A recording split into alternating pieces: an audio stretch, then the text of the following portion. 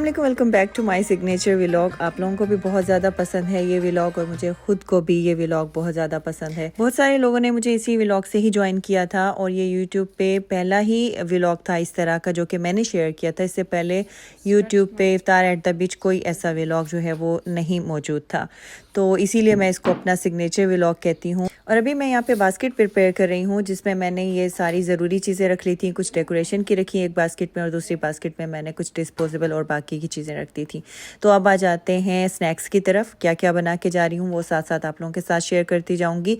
ये यहाँ पे मैं चिकन मैरिनेट कर रही हूँ। मुझे जो है वो चिकन ग्रिल करना था, वो साथ लेके जाऊँगी।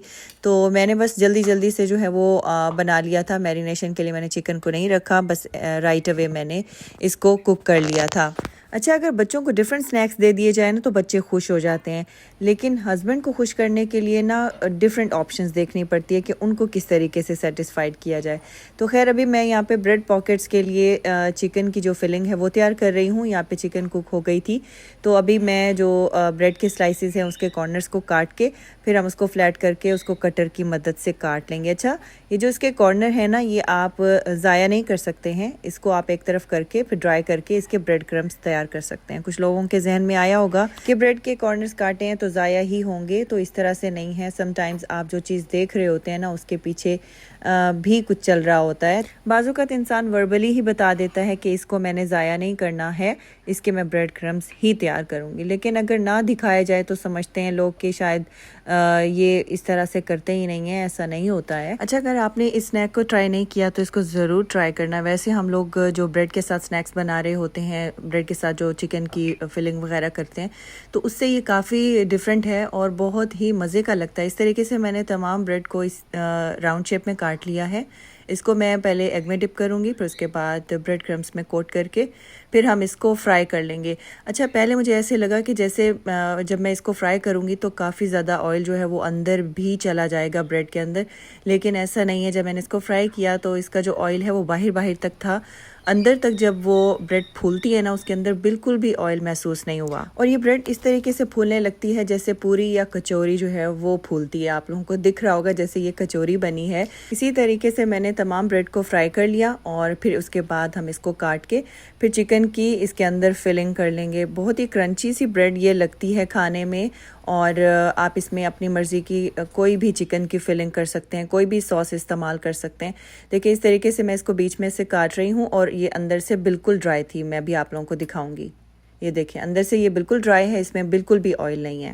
ब्रेड के अगर स्लाइसेस बड़े हों तो बड़ी आपकी पॉकेट्स बनेंगी, नहीं तो ये नॉर्मल साइज़ में जो है वो आपकी बन के तैयार होंगी। मैंने तमाम ब्रेड को काट लिया है और अब हम फिलिंग स्टार्ट करेंगे। तो मैं यहाँ पे कुछ वेजिटेबल ऐड करूँगी, जिसमें मैंने खीरा लिया था, टमाटर और अनियन।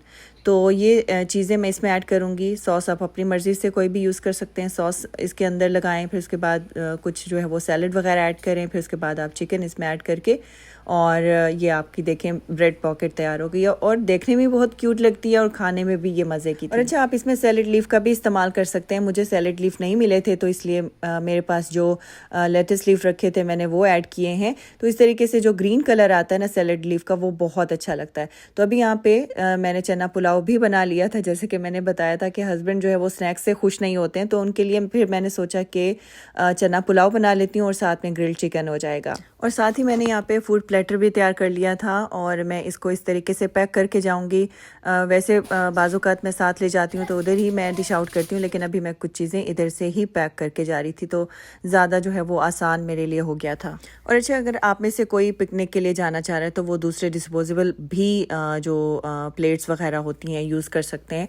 चूँकि मैंने थोड़ा सा इसको प्रेजेंटेबल बनाना होता है इस इफ्तार को, तो इसलिए फिर मैं इन प्लेट्स का इस्तेमाल करती हूँ। तो अभी मैं यहाँ पे कोकोनट बॉल्स बना रही हूँ। कोकोनट ली है और इसमें मैंने कुछ कंडेंस्ड मिल्क ऐड किया है। मिक्स करके फिर हम इसकी बॉल्स तैयार कर लेंगे। एक दो बॉल्स मैंने बनाई थी और बाकी मैंने उष्णा को हैंड ओवर कर दिया था कि आप ये बनाएं, मैं बाकी की चीज़ें देख लूँगी। डेकोरेशन के लिए मैंने इसके ऊपर एक एक लौंग लगा ली है। खाने से पहले रिमूव कर लें, बच्चों को नहीं अच्छी लगती है, लेकिन ये है कि सिर्फ रिमूव ही करना होता है, लेकिन अगर आप लगा लो ना तो बहुत ही खूबसूरत ये लगती है। अच्छा, देखने में ऐसे लग रहे थे कि जैसे ये रसगुल्ले हैं। तो बस ये भी सारे बन गए थे और इसको भी मैं पैक कर दूँगी।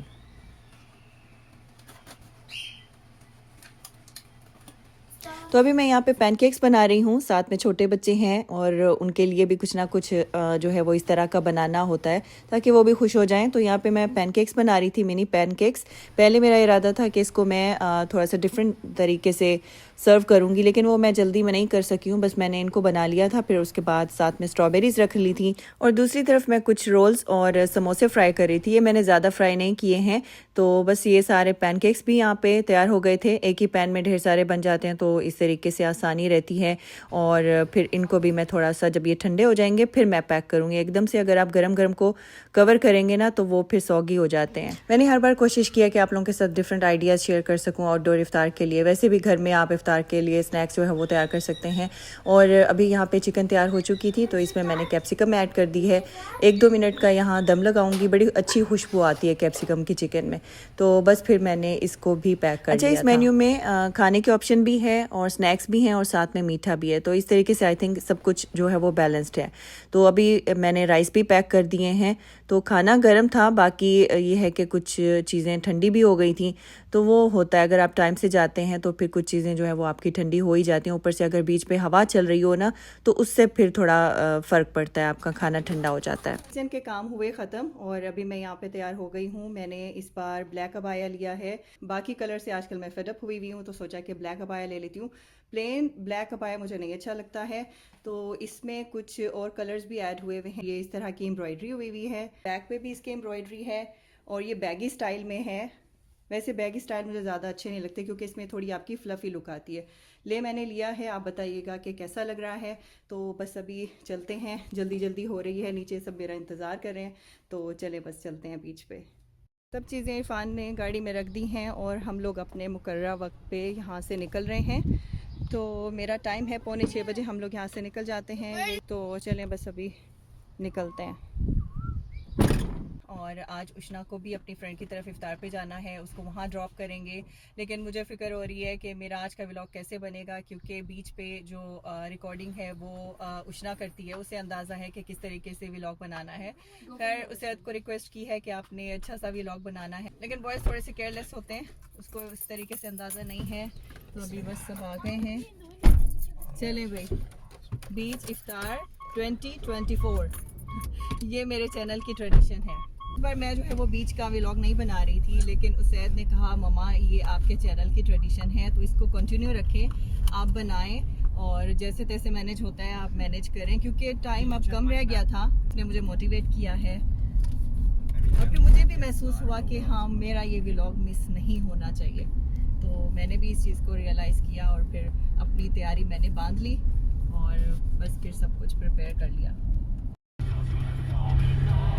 उम्रा से जब हम लोग वापस आ जाते हैं तभी ये व्लॉग बनता है, वरना क्योंकि मैंने टिंट कराई होती है। हाँ, वरना मैं हमेशा कहती हूँ इरफान टिंट कराने से पहले व्लॉग बना लेते हैं। लेकिन बस इसी तरीके से ही ये जो है वो चल रहा है हमारा कि हम लोग पहले उम्रा करते हैं और उसके बाद ही हमारा ये बीच इफ्तार जो है वो व्लॉग बनता है और शुरू से ऐसे चलता है। पहले 10 रमजान से पहले कर लेते थे ना। हाँ। तब हमने 20 रमजान में किया, हाँ, तो फिर भी लेट हो गए। बीच व्लॉग बनाने का तुम्हारा प्रोग्राम ही नहीं था इस दफा। बच्चों ने मोटिवेट किया कि मम्मा बनाएं आप। चलें हम लोग पहुंच गए अपनी लोकेशन पे, देखते हैं हमारी जगह पे कोई बैठा तो नहीं है।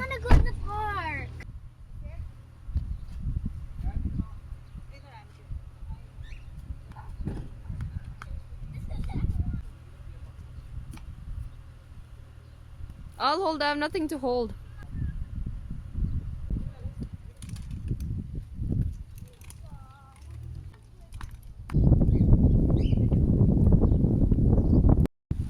वैसे हम जब भी आते हैं तो बीच पे काफ़ी ज़्यादा हवा होती है। अभी भी काफ़ी ज़्यादा हवा चल रही है। बेटे ये चीज़ें यहाँ रखी है, मामा के इधर बैठ जाओ।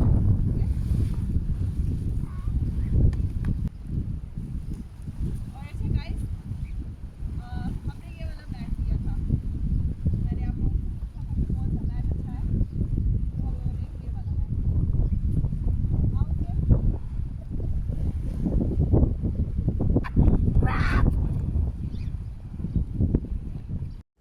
वैसे तो बीच पे अक्सर हवा चली रही होती है, लेकिन अगर आप पानी के करीब बैठते हैं ना तो हवा का प्रेशर और ज़्यादा बढ़ जाता है, तो फिर मैट बिछाना बहुत मुश्किल हो जाता है। लेकिन इसके सामने बैठना बहुत अच्छा लगता है, बहुत खूबसूरत सा व्यू आता है और सामने जो है वो सनसेट भी हो रहा होता है और फिर आप जब बैठते हैं तो ठंडी ठंडी सी हवा भी बड़ी अच्छी लग रही होती है। तो बस जो चीज़ें हम लोग लाए हुए होते हैं वो चीज़ें रख के फिर हम लोग फिक्स कर लेते हैं मैट को। अच्छा, एक चीज़ मैं आप लोगों को क्लियर करती चलूँ, पिछली वीडियो में कहीं आप लोगों ने कोल्ड ड्रिंक देखी और फिर बहुत सारे लोग ये कह रहे थे कि आपको ये नहीं लेनी चाहिए थी या आप प्रमोट कर रही हैं। सबसे पहले तो ये कि मैं ऐसी चीज़ को प्रमोट क्यों करूँगी। बाज़ औक़ात कुछ चीज़ें अनइंटेंशनली हो जाती हैं, जैसे कि जिस वक्त हम लोगों ने बिरयानी बाय की तो उसके साथ हमें वो जो कोल्ड ड्रिंक थी वो फ्री में मिली।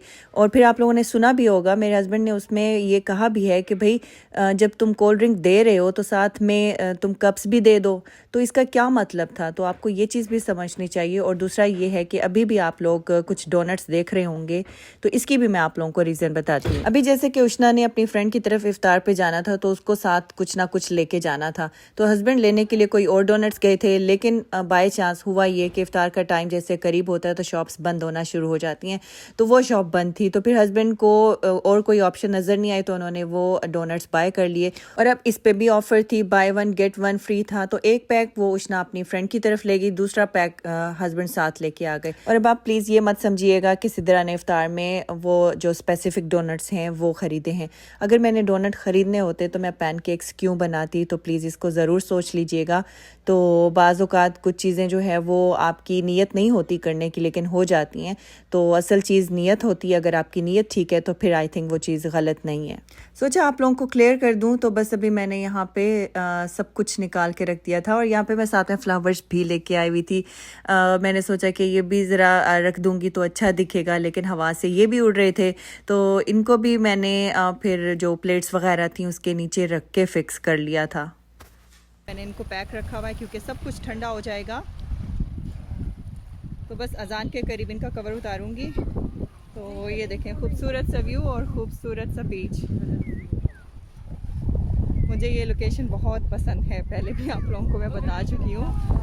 जितना मैं घर में थक के आती हूँ ना, तो यहाँ जैसे ही आती हूँ मेरी सारी थकन दूर हो जाती है। इतना रिलैक्सिंग सा महसूस होता है यहाँ पे। उष्णा ने कहा मम्मा मैं थोड़ा सा आपका व्लॉग बना के जाऊँगी। कुछ व्लॉग उसने बनाया है और बाकी का व्लॉग अब हुसैन बनाएगा। वो खुद मसरूफ़ है इस सब पिक्चर्स लेने में।